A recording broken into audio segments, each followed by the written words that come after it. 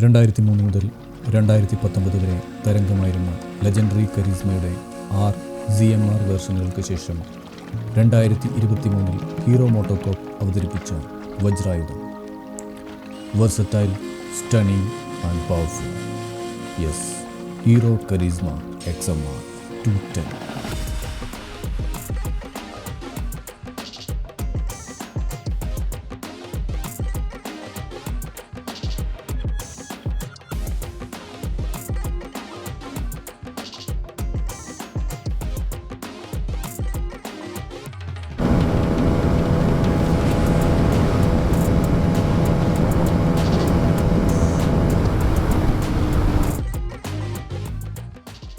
എല്ലാവർക്കും hero Karizma XMR 210 ഇതിൻ്റെ ഒരു ഡീറ്റെയിൽ റൈഡ് റിവ്യൂയിലേക്ക് എല്ലാവർക്കും സ്വാഗതം. അപ്പം വണ്ടി അടിപൊളിയാണ്. ഓവറോൾ ലുക്ക് എനിക്ക് ഇഷ്ടപ്പെട്ടു. സൈഡിൽ നിന്നുള്ള ഈ ഒരു വ്യൂ കിടിലുമാണ്. നല്ല ഷാർപ്പായിട്ടുള്ളൊരു ഡിസൈനാണ്. ഫ്രണ്ടിൽ നിന്നുള്ള ലുക്ക് എന്ന് പറയുന്നത് ഇത് കുറച്ച് ഒരു ചെറിയ സെറ്റപ്പ് ഹെഡ്ലൈറ്റായിട്ട് ഫീൽ ചെയ്തു. അതുപോലെ തന്നെ ഈ ഹെഡ്ലൈറ്റിൻ്റെ ഡിസൈൻ കുറച്ചുകൂടെ അഗ്രസീവായിട്ടുള്ളൊരു ഡിസൈൻ കൊടുക്കാനും തോന്നി. ഞാൻ ഫോട്ടോഷോപ്പിൽ ഡിസൈൻ ചെയ്ത ഒരു ഡിസൈൻ നിങ്ങളെ കാണിക്കാം. ഇതുപോലെ കുറച്ചും കൂടെ അഗ്രസീവായിട്ട് കൊടുത്തിരുന്നെങ്കിൽ നന്നായിരുന്നു. എന്തായിരുന്നാലും LED സെറ്റപ്പ് വലിയ കുഴപ്പമില്ല. പക്ഷേ ഡിസൈൻ കുറച്ചുകൂടെ ഇമ്പ്രൂവ് ചെയ്തിരുന്നെങ്കിൽ ഇത് കുറച്ചും കൂടെ ബെറ്റർ ആയിട്ടുള്ള ഒരു കിടിലൻ സ്പോർട്സ് ടൂറിംഗ് ബൈക്കായിട്ട് മാറിയേനെ. ആ ഒരു ലെജൻഡറി ഫീല് ഫ്രണ്ടിൽ നിന്നുള്ളതിൽ നിന്ന് നഷ്ടപ്പെട്ടു പോയി. പക്ഷേ സൈഡിൽ നിന്നുള്ള വ്യൂ അടിപൊളിയാണ്. റിയർ വ്യൂവും തെറ്റില്ല. ഈ ഒരു സംഭവം കുറച്ചുകൂടെയൊക്കെ ബെറ്റർ ആക്കാനും തോന്നി. സ്റ്റിൽ അവർ ട്രൈ ചെയ്തിട്ടുണ്ട്. എന്തായിരുന്നാലും ഞാൻ ഹാപ്പിയാണ്. ഫ്യൂൾ ടാങ്കിൻ്റെ സൈസ് വളരെ ചെറുതായിട്ട് തോന്നും. അല്പം കൂടെ ബൾക്കിയായിട്ടൊക്കെ കൊടുക്കാമായിരുന്നു. Still okay. ഡിസൈൻ്റെ കാര്യത്തിൽ പഴയ ഒരു കരീസ്മ ലെജൻഡറി ബൈക്കുമായിട്ട് കമ്പയർ ചെയ്യുമ്പം ആ ഒരു ഫീൽ ഉണ്ടോ എന്ന് ചോദിച്ചു കഴിഞ്ഞാൽ ഒരു പരിധി വരെ ഹീറോ അതിന് ട്രൈ ചെയ്തിട്ടുണ്ടെന്ന് എനിക്ക് പറയാൻ പറ്റും. സ്റ്റിൽ കുറച്ചും കൂടെയൊക്കെ അവിടെ ഇവിടെയൊക്കെ ആയിട്ട് ചെറിയ ചെറിയ പാളിച്ചകൾ വന്നിട്ടുണ്ട്. പക്ഷേ അത് ഇനി അടുത്ത ഫ്യൂച്ചർ ഇതിൻ്റെ വെർഷനിലേക്ക് വരുമ്പോൾ അത് അപ്ഗ്രേഡ് ചെയ്യുമെന്ന് വിചാരിക്കുന്നു. ഡിസൈൻ തെറ്റില്ലാത്തൊരു ഡിസൈനാണ്. അപ്പം മീറ്റർ കൺസോൾ ഡിസൈൻ എന്ന് പറയുന്നത് അത്യാവശ്യം കൊള്ളാം. പക്ഷേ അത്യാവശ്യം ബേസിക് ആയിട്ടുള്ള ഡീറ്റെയിൽസും കാര്യങ്ങളൊക്കെ കൊടുക്കാൻ ശ്രമിച്ചിട്ടുണ്ട്. പക്ഷേ ഇതിൻ്റെ വിസിബിലിറ്റി വളരെ ശോകമാണ്.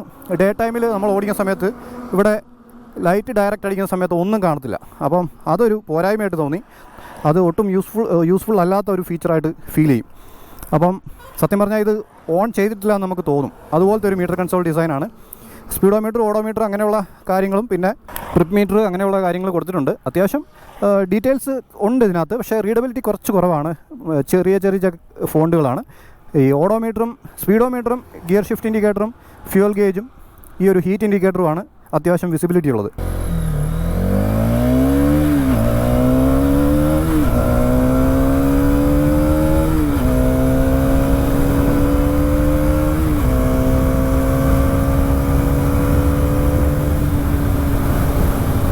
അപ്പോൾ 5th ഗിയറിലൊക്കെ 100 വളരെ സ്മൂത്തായിട്ട് വണ്ടി കൊണ്ടുപോകുന്നുണ്ട്. അത്യാവശ്യം പവർഫുള്ളായിട്ടുള്ളൊരു എൻജിൻ തന്നെയാണ്. അപ്പോൾ ആ ഒരു ലോ ആൻഡ് ടോർക്ക് മോശമില്ലാത്തൊരു ലോ ആൻഡ് ടോർക്ക് കൊടുക്കുന്നുണ്ട്. എനിക്ക് തോന്നുന്ന ഒരു ഫ്ലാറ്റായിട്ടുള്ള ഒരു ടോർക്ക് കർവാണ് ഈ ഒരു വണ്ടിയുടെ എൻജിനിൽ നിന്ന് കിട്ടുന്ന ഒരു ഫീഡ്ബാക്ക് എന്ന് പറയുന്നത്. നമുക്ക് ഇനിഷ്യൽ പിക്കപ്പും കൊള്ളാം, മിഡ് റേഞ്ചും അത്യാവശ്യം പഞ്ചായിട്ട് ഫീൽ ചെയ്യും, ടോപ്പ് എൻഡും അത്യാവശ്യം കൊള്ളാം. അപ്പം 9250 RPM-ലാണ് ഇതിൻ്റെ എൻജിൻ പവർ ഔട്ട്പുട്ട് കിട്ടുന്നതെങ്കിലും നമുക്കൊരു 10,000 RPM ഒക്കെ ഈസിയായി കൊണ്ടുപോകാൻ പറ്റും. പിന്നെ വൈബ്രേഷൻ ഉണ്ടോ എന്ന് ചോദിച്ചു കഴിഞ്ഞാൽ ചെറിയൊരു വൈബ്രേഷൻ ഉണ്ട്. ഓവറോൾ നമ്മുടെ ഈ സീറ്റിൻ്റെ അടിയിലോട്ടും ഫുഡ് പാക്കിൽ നിന്നും പിന്നെ ഹാൻഡിൽ ബാറിലും വളരെ മിനിമലായിട്ടുള്ള വൈബ്രേഷൻ കേട്ടോ. വലിയ അരോചകമായിട്ടുള്ള വൈബ്രേഷനൊന്നും അല്ല. നമുക്ക് എന്താ പറയുക, ഒരു ലോങ് റൈഡ് നമുക്ക് നോക്കുന്ന സമയത്ത് ഈ ഒരു 4,000 5,000 RPM കയറുന്ന സമയത്ത് ചെറിയൊരു തരിപ്പ് അവിടെയൊക്കെ ഫീൽ ചെയ്യുന്നുണ്ട്. അത് ഒട്ടും മടുപ്പിക്കുന്ന തരത്തിലുള്ള വൈബ്രേഷൻ അല്ല. അത്യാവശ്യം റിഫൈൻഡ് ആയിട്ടുള്ള ഒരു എൻജിൻ തന്നെയാണ്. ഹീറോ അത്യാവശ്യം നല്ല രീതിയിൽ അത് ചെയ്ത പോലെ തന്നെയാണ് എനിക്ക് തോന്നുന്നത്. എൻജിനിൽ ആ ഒരു കോൺസെൻട്രേഷൻ അവർ കൂടുതലായി ഇട്ട പോലെയാണ് എനിക്ക് ഫീൽ ചെയ്യുന്നത്. ടോപ്പ് എൻഡൊക്കെ പലരും 145 പ്ലസ് ഒക്കെ പോകുന്നത് യൂട്യൂബിൽ കണ്ടിട്ടുണ്ട്. സ്റ്റിൽ ഇതിൻ്റെ ഒരു പെർഫോമൻസ് വെച്ചിട്ട് നമുക്ക് കുറച്ച് എൻജിൻ സ്ട്രെസ് അധികം കൊടുക്കാതെ വണ്ടി ഓടിക്കാൻ പറ്റുന്ന ഒരു സ്പീഡ് എന്ന് പറയുന്നത് 120 to 130 ആണ്. അതിന് മേലെ കുറച്ചൊരു ലാഗുണ്ട്. പിന്നെ അങ്ങോട്ട് അവർ അത് ECUവിൽ ലോക്ക് ചെയ്തിരിക്കുന്ന പോലെയാണ് എനിക്ക് ഫീൽ ചെയ്തത്. പിന്നെ 6th ഗിയർ ടോൾ ഗിയർ ആക്കിയിരുന്നെങ്കിൽ നന്നായിരുന്നു. കാരണം എന്താ വെച്ച് കഴിഞ്ഞാൽ നമ്മൾ ആ ഒരു 130 പ്ലസ് പോകുന്ന സമയത്ത് പിന്നെ അങ്ങോട്ടൊരു വണ്ടി ഇങ്ങനെ കഴിഞ്ഞു അതിൻ്റെ പരിപാടി തീർന്നു, എൻജിൻ അത്രയേ ഉള്ളൂ, ഇനി ഇതിനകത്തുനിന്ന് പവർ നിങ്ങൾ നോക്കട്ടെ, ഞാൻ സ്റ്റോപ്പ് ചെയ്ത് വെച്ചിരിക്കുകയെന്ന് നമുക്ക് തന്നെ ഫീൽ ചെയ്യിപ്പിക്കുന്ന രീതിയിൽ അത് റെസ്പോണ്ട് ചെയ്യും. അപ്പം അത് എൻജിൻ ലൈഫ് കൂട്ടാൻ വേണ്ടി ഹീറോ മനഃപൂർവ്വം ചെയ്ത പോലെയാണ് എനിക്ക് തോന്നുന്നത്. എന്തായിരുന്നാലും നമ്മളെ നിരാശപ്പെടുത്തത്തില്ല ഈ വണ്ടി ഓടിക്കുന്നവർ. ലെജൻഡറി കരീഷ്മയുടെ ആ ഒരു ഫീൽ ഉണ്ടോ എന്ന് ചോദിച്ചു കഴിഞ്ഞാൽ ഇത് ഒരു കംപ്ലീറ്റ്ലി ഡിഫറെൻ്റ് ആയിട്ടുള്ളൊരു ബൈക്കായിട്ടാണ് എനിക്ക് ഫീൽ ചെയ്യുന്നത്. മറ്റേ പഴയ കരീസ്മ 6 പോലെ ഒത്തിരി റിലാക്സ്ഡ് ആയിട്ടുള്ള റൈഡിങ് പോസ്റ്റർ എന്ന് പറയാൻ പറ്റില്ല. കുറച്ചുകൂടെ നമുക്ക് ഇരുന്ന് ഇങ്ങനെ ഓടിക്കാൻ പറ്റുന്ന ഒരു ബൈക്കായിരുന്നു അത്. ഒരു പക്ക ടൂറിംഗ് ഫ്രണ്ട്ലി ബൈക്കായിട്ട് എനിക്ക് ഫീൽ ചെയ്യുന്നുണ്ട്. നിങ്ങൾക്കൊരു സ്പോർട്സ് ബൈക്ക് കാഴ്ചയിൽ ഇഷ്ടപ്പെടുന്നവരും അതുപോലെ തന്നെ ഒരുപാട് അഗ്രസീവ് നേച്ചർ വേണ്ട, നിങ്ങൾക്ക് റിലാക്സ്ഡ് ആയിട്ട് കുറച്ചൊക്കെ ഓടിക്കണം, എന്നാൽ സ്പോർട്സ് ബൈക്കിൻ്റെ ലുക്കും വേണം എന്നൊക്കെ ഉള്ളവർക്ക് ഇങ്ങനത്തെ ഒരു വണ്ടി എടുക്കാം തീർച്ചയായിട്ടും. പിന്നെ ഇതിൻ്റെ ഓയിൽ ലെവൽ ഇൻഡിക്കേറ്റർ ലോ ആയിട്ടാണ് കാണിക്കുന്നത്, ഓയിൽ വാണിംഗ് കാണിക്കുന്നുണ്ട് ഇവിടെ. പക്ഷേ സ്റ്റിൽ ഹീറ്റിംഗ് ഇഷ്യൂ ഒന്നും കാര്യമായിട്ട് ഫീൽ ചെയ്യുന്നില്ല. അപ്പോൾ റേഡിയേറ്ററൊക്കെ അത്യാവശ്യം നല്ല രീതിയിൽ തന്നെ വർക്ക് ചെയ്യുന്നുണ്ട് എന്നുള്ളതാണ് എനിക്ക് മനസ്സിലായത്. പിന്നെ സ്റ്റെബിലിറ്റി അത്യാവശ്യം കൊള്ളാം, ഒരു പരിധിവരെ നല്ല സ്റ്റേബിളായിട്ട് തന്നെയാണ് വണ്ടി ഇരിക്കുന്നത്. കാരണം ഒരു മീഡിയം സോഫ്റ്റ്നെസ് ആയിട്ടുള്ള സസ്പെൻഷൻ സെറ്റപ്പ് കൊടുത്തിട്ടും വണ്ടി അത്യാവശ്യം റിജിഡായിട്ട് ഫീൽ ചെയ്യുന്നുണ്ട്. പിന്നെ വണ്ടി നമുക്ക് വളരെ നിമ്പിളായിട്ട് കൊണ്ടു നടക്കാം, സിറ്റിയിലൊക്കെ ഈസി ആയിട്ട് ഓടിക്കാം. കോർണറിങ് ഫ്രണ്ട്ലിയാണ് അത്യാവശ്യം, നമുക്ക് ഈസി ആയിട്ട് വണ്ടി ഹാൻഡ്ലിങ് വളരെ നമുക്ക് ഒട്ടും സ്ട്രെസ്സ് തരുന്നില്ല, ഈസി ആയിട്ട് കൊണ്ടു നടക്കാം. ലൈറ്റ് വെയിറ്റ് ആയിട്ട് തന്നെ ഫീൽ ചെയ്യുന്നുണ്ട് വണ്ടി. പവർ ടു വെയിറ്റ് റേഷ്യോ ഒക്കെ കൊള്ളാം എന്നെനിക്ക് തോന്നി. വണ്ടി അത്യാവശ്യം ലൈറ്ററാണ്, ഓവർ വെയിറ്റ് ഒന്നും ഫീൽ ചെയ്യുന്നില്ല. ഒരു 163 kg അടുത്ത് വരുന്നുണ്ട്. പിന്നെ ഈ ഒരു ലോ സ്പീഡിൽ പോകുന്ന സമയത്ത് പെട്ടെന്ന് ക്ലച്ച് നമ്മൾ ഹോൾഡ് ചെയ്യുകയാണെന്നുണ്ടെങ്കിൽ വണ്ടി ഓഫായി പോകുന്ന പോലെ എനിക്ക് തോന്നുന്നുണ്ട് ഈ ഒരു വണ്ടിയിൽ. ഇത് ടെസ്റ്റ് റൈഡ് വണ്ടി ആയതുകൊണ്ട് എനിക്കറിയില്ല, ക്ലച്ച് അഡ്ജസ്റ്റ് ചെയ്താൽ ചിലപ്പം അത് ശരിയാവും തോന്നുന്നു. നിങ്ങൾ ഓണേഴ്സായിട്ടുള്ള ആരെങ്കിലും ഉണ്ടെങ്കിൽ തീർച്ചയായിട്ടും ഒന്ന് കമൻറ്റ് ചെയ്യുക. നിങ്ങളുടെ ഒരു ജെന്യൂനായിട്ടുള്ള ഓവറോൾ അഭിപ്രായങ്ങൾ മെൻഷൻ ചെയ്താൽ അത് മറ്റുള്ളവർക്കും യൂസ്ഫുൾ ആയിരിക്കും. അപ്പം ത്രോട്ടിൽ റെസ്പോൺസൊക്കെ നല്ല രീതിക്ക് റെസ്പോണ്ട് ചെയ്യുന്നുണ്ട്, അതിനൊന്നും ഒരു പ്രശ്നമില്ല.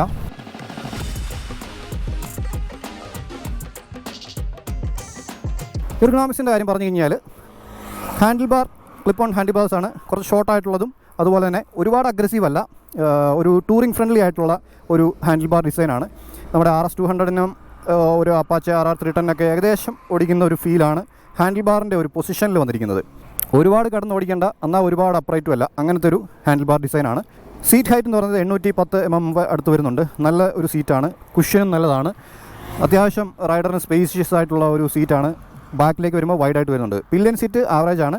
ഇതിൻ്റെ കുഷ്യൻ കൊള്ളാം, പക്ഷേ ഷോർട്ടായിട്ടുള്ള സീറ്റാണ്. ഒരു സിറ്റി റൈഡിനൊക്കെ ഓക്കെ. നല്ലൊരു ഗ്രാബ് റെയിലുണ്ട്, ഡിസൈനും കൊള്ളാം. പിന്നെ ഫുഡ് പാക്കിൻ്റെ പൊസിഷൻ ഒരുപാട് റിയർ സെറ്റ് എന്നല്ല, എന്നാൽ തീർത്തും ഫോർവേഡ് അല്ല, ഒരു മീഡിയം റിയർ സെറ്റായിട്ടുള്ള ഫുഡ് പാക്ക് പൊസിഷനാണ്. പിന്നെ ഇതിൻ്റെ ക്ലച്ച് ഫീൽ എന്ന് പറയുന്നത് വളരെ ലൈറ്ററാണ്, അത്യാവശ്യം നല്ലൊരു ക്ലച്ചായിട്ട് ഫീൽ ചെയ്തു. സ്ലിപ്പർ ക്ലച്ച് വരുന്നുണ്ട്. അതുപോലെ തന്നെ ഗിയർ ഷിഫ്റ്റിംഗ് പാറ്റേൺ നോക്കുകയാണെങ്കിൽ ഒരുപാട് ടൈറ്റ് അല്ല, അത്യാവശ്യം സോഫ്റ്റ് ആയിട്ടുള്ള ഒരു ഗിയർ ഷിഫ്റ്റിംഗ് ആണ്, അത്യാവശ്യം പ്രിസൈസ് ആയിട്ടും വീഴുന്നുണ്ട്. പിന്നെ ഇതിൻ്റെ ടോപ്പ് എൻഡിലേക്ക് പോകുമ്പം 6th ഗിയർ എന്ന് പറയുന്നത് ഒരു ടോളർ ഗിയർ റേഷ്യോ ആക്കിയിരുന്നെങ്കിൽ നന്നായിരുന്നു എനിക്ക് തോന്നി. പക്ഷേ എന്തുകൊണ്ടോ അത് അവർ ലിമിറ്റ് ചെയ്തിട്ടുണ്ട് ഒരു സ്പീഡ്. എനിക്ക് തോന്നുന്നത് അത് എൻജിൻ കുറച്ചും കൂടെ ലൈഫ് കിട്ടാൻ വേണ്ടി അവർ ലിമിറ്റ് ചെയ്ത പോലെയാണ് എനിക്ക് ഫീൽ ചെയ്യുന്നത്. സ്റ്റിൽ അത്യാവശ്യം തരക്കേടില്ലാത്തൊരു ഗിയർ ബോക്സാണ്. ഓരോ ഗിയറിലും നമുക്ക് അഡിക്കേറ്റായിട്ടുള്ള ഒരു പവർ പഞ്ച് ഫീൽ ചെയ്യുന്നുണ്ട്. പിന്നെ നമുക്ക് ടയറിൻ്റെ കാര്യം പറഞ്ഞു കഴിഞ്ഞാൽ MRF-ൻ്റെ സേപ്പർ ടയേഴ്സാണ് വരുന്നത്.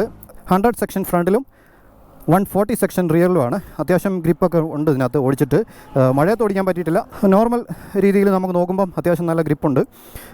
പിന്നെ അലോയ് വീൽസാണ്, 17 ഇഞ്ച് അലോയ് വീൽസാണ് വരുന്നത് ഫ്രണ്ട് ആൻഡ് ബാക്ക്. പിന്നെ സസ്പെൻഷൻ്റെ കാര്യം പറഞ്ഞു കഴിഞ്ഞാൽ സസ്പെൻഷൻ ഫീഡ്ബാക്ക് എന്ന് പറഞ്ഞത് കുറച്ചൊരു സോഫ്റ്റർ സൈഡിലാണ്. ഒരുപാട് സോഫ്റ്റും അല്ല, എന്നാൽ ഒരുപാട് ഹാർഡും അല്ലാത്ത രീതിയിൽ നമുക്ക് ഒരു ബാലൻസ്ഡ് ആയിട്ടുള്ള ഒരു സസ്പെൻഷൻ സെറ്റപ്പാണ്. നമുക്ക് അത്യാവശ്യം കംഫർട്ടബിൾ ആയിട്ട് ഫീൽ ചെയ്യും. ഗട്ടറൊക്കെ ചാടുന്ന അത്രത്തോളം അറിയത്തില്ല. നല്ലൊരു സസ്പെൻഷൻ സെറ്റപ്പായിട്ട് തോന്നി.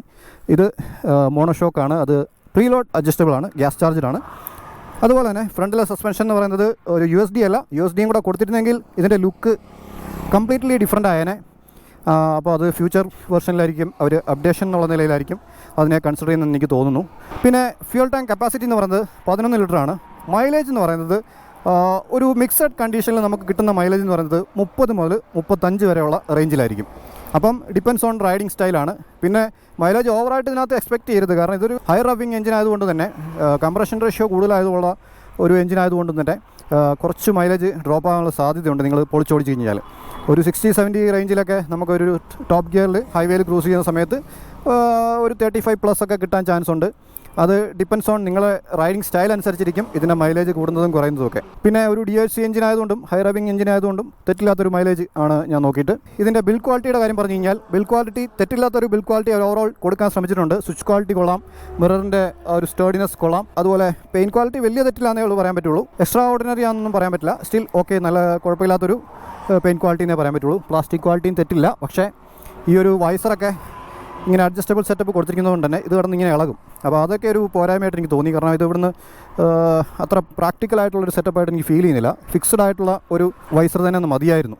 പിന്നെ വലിയൊരു വിൻഡ് പ്രൊട്ടക്ഷൻ കിട്ടുന്ന ഒരു തരത്തിലുള്ള സെറ്റപ്പിലല്ല അത് ഡിസൈൻ ചെയ്തിരിക്കുന്നത്. പിന്നെ ഏറ്റവും വലിയൊരു പോരായ്മ തോന്നിയത് ഇതിൻ്റെ ഷാസിയിലാണ്. ഈ ഒരു ഫ്രെയിം ഒരൊറ്റ ഫ്രെയിമാണ്, ട്രെലീസ് ഫ്രെയിം എന്നാണ് അവർ പറയുന്നത്. പക്ഷേ ഇത് കണ്ട് ഞാൻ ട്രെലീസ് ആണെന്ന് നമുക്ക് ഫീൽ ചെയ്തില്ല. ഇതിൻ്റെ വെൽഡിങ്ങിൻ്റെ ക്വാളിറ്റി നിങ്ങളൊന്ന് നോക്കിയേ, ഭയങ്കര ബോറാണ്. ഇവിടെയൊക്കെ വെച്ച് പിടിപ്പിച്ച പോലെ ഉണ്ട്. ആ ഒരു കാര്യത്തിൽ അറ്റൻഷൻ വളരെ കുറഞ്ഞു പോയി. ബാക്കിയുള്ള ഓവറോൾ എഞ്ചിൻ്റെ ഒരു ഫിറ്റ് ആൻഡ് ഫിനിഷൊക്കെ കൊള്ളാം. ഈ ഒരു പോർഷനൊക്കെ അലൂമിനിയം സെറ്റപ്പൊക്കെ കൊള്ളാം. അലോയ് വീൽസും അത്യാവശ്യം നന്നായിട്ട് ചെയ്തിട്ടുണ്ട്. ഈ ഒരു ഡിസൈനും കാര്യങ്ങളൊക്കെ സീറ്റ് അങ്ങനെയുള്ള കാര്യങ്ങളൊക്കെ നല്ല രീതിയിൽ ചെയ്തിട്ടുണ്ട്. പക്ഷേ അവിടെ മാത്രം വളരെ ബോറാക്കിയാണ് അവർ വെച്ചിരിക്കുന്നത്. പിന്നെ ഈ വണ്ടി മറിഞ്ഞു വീണിട്ടുണ്ടെന്ന് തോന്നുന്നു. അപ്പോൾ ഈ സ്റ്റാൻഡ് കണ്ടോ, അത് ഭയങ്കരമായിട്ട് വളഞ്ഞു പോയിട്ടുണ്ട്. വണ്ടി ഇങ്ങനെ കിടന്നാണ് നിൽക്കുന്നത്. സ്റ്റാൻഡ് വളരെ ക്വാളിറ്റി ഇല്ലാത്ത ഒരു സ്റ്റാൻഡായിട്ടാണ് എനിക്ക് ഫീൽ ചെയ്യുന്നത്. അപ്പം കുറച്ച് ഭാഗങ്ങൾ അതൊക്കെ ഹീറോ ശ്രദ്ധിക്കേണ്ടിയിരിക്കുന്നു. അപ്പം ബിൽഡ് ക്വാളിറ്റിയുടെ കാര്യം അത്രയൊക്കെയാണ് പറയാനുള്ളത്. പിന്നെ പ്രൈസിങ്ങിൻ്റെ കാര്യം പറഞ്ഞാൽ ഓൺ റോഡ് പ്രൈസ് എന്ന് പറയുന്നത് 2.25 lakhs ആണ് കേരളത്തിൽ വരുന്നത്. അപ്പം തെറ്റില്ലാത്തൊരു പ്രൈസിംഗ് ആണ്. പിന്നെ മെയിൻ്റനൻസിൻ്റെ കാര്യങ്ങൾ പറയുകയാണെന്നുണ്ടെങ്കിൽ 3 ഫ്രീ സർവീസാണുള്ളത്. സർവീസ് ഇൻ്റർവെൽസ് നോക്കുകയാണെന്നുണ്ടെങ്കിൽ എല്ലാ 6000 കിലോമീറ്ററിൽ കൂടുമ്പോഴാണ്. ഫസ്റ്റ് സർവീസ് എന്ന് പറയുന്നത് 500 കിലോമീറ്റർ അല്ലെങ്കിൽ 750 കിലോമീറ്ററിന് ഇടയ്ക്കാണ്. പിന്നെ ഫസ്റ്റ് സർവീസിൻ്റെ കോസ്റ്റ് ഏകദേശം 1300 മുതൽ 1400 രൂപ ഇടയ്ക്കായിരിക്കും വരാൻ സാധ്യത.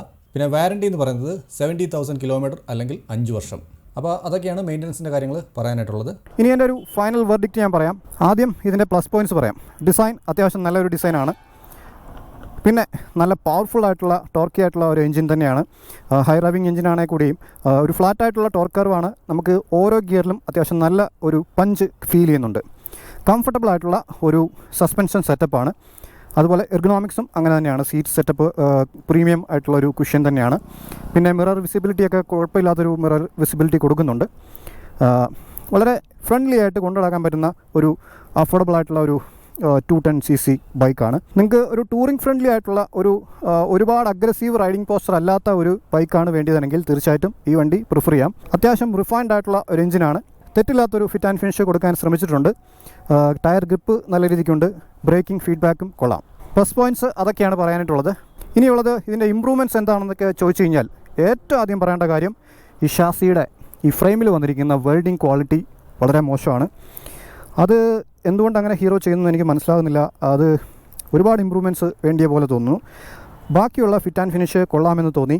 ഈ ഒരു അലുമിനിയം ഫിനിഷ് അതൊക്കെ നല്ല രീതിയിലുള്ള ബിൽഡ് ക്വാളിറ്റി കൊടുക്കുന്നുണ്ട്. മീറ്റർ കൺസോൾ തെറ്റില്ല, പക്ഷേ അത് ഡേ ടൈമിൽ അത്ര യൂസ്ഫുൾ അല്ല, നെഗറ്റീവ് ഡിസ്പ്ലേ ആയതുകൊണ്ട്.